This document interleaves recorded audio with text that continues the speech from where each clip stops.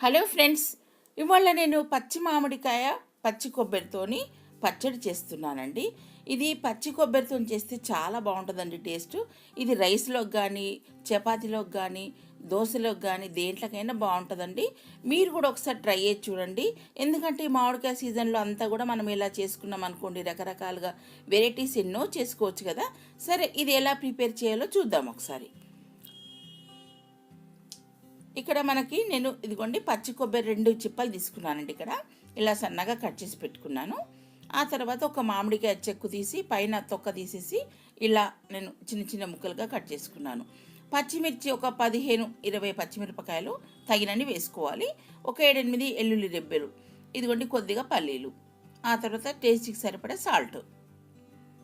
ఇప్పుడు ఇవన్నీ ఉన్నాయి కదా, నేను స్టవ్ పైన ఒక చిన్న ప్యాన్ పెట్టుకున్నాను. ఒక 2 స్పూన్ల ఆయిల్ వేసుకుంటున్నాను.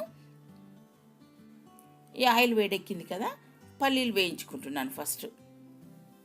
ఈ పల్లీలు వేగుతున్నాయి కదా మనకు, ఇదిగోండి ఇక్కడ పల్లీలు కొంచెం వేగాక వెల్లుల్లి రెబ్బలు కూడా వేసేయాలి ఇందులోనే. ఇవన్నీ వేయించుకున్న తర్వాత ఇప్పుడు అందులోనే పచ్చిమిర్చి కూడా ఇందులోనే వేసేయాలి. ఇది హాఫ్ కట్ చేసి వేయాలండి, ఎందుకంటే ఫుల్గా వేసామనుకోండి అది మనకు వేగుతుంటే మనకు చిటపట్లాడుతూ మన మొహాన్ని చిత్తుతుంటాయి. ఇదిగోండి ఇలా పచ్చి కొబ్బరిని కూడా పచ్చి వాసన లేకుండా ఇలా వేయించుకోవాలి. అప్పుడు మనకు పచ్చి కొబ్బరిది పచ్చి వాసన లేకుండా ఇలా ఉంటుంది ఆయిల్లో వేయించుకుంటే. ఇక ఇవన్నీ వేయించుకున్నాం కదా, ఇదిగోండి నేను ఆ తర్వాత మిక్సీ జార్లో వేసుకున్నాను. ఇది మిక్సీ పట్టుకుంటున్నాను. ఇదిగోండి ఇప్పుడు మనకంతా మిక్సీ పట్టుకున్న తర్వాత ఇలా వచ్చేసింది చట్నీ అంతాను. ఇప్పుడు ఆ తర్వాత స్టవ్ పైన ఒక చిన్న కడాయి పెట్టుకొని పోపు పెట్టేసుకున్నాను. ఒక 2 స్పూన్ల ఆయిల్ వేసుకొని, ఆయిల్ వేడెక్కాక కొద్దిగా ఆవాలు, జీలకర్ర, ఒక 2-3 ఎండుమిర్చి వేస్తున్నాను. ఇవన్నీ చిటపట్లు ఆడుతున్నాయి కదా.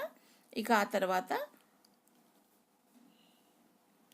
మినపప్పు, కొద్దిగా 1 స్పూన్ మినపప్పు వేసానండి. మినపప్పు వేస్తే టేస్ట్ బాగుంటుందండి, అందుకే వేసాను మినపప్పు.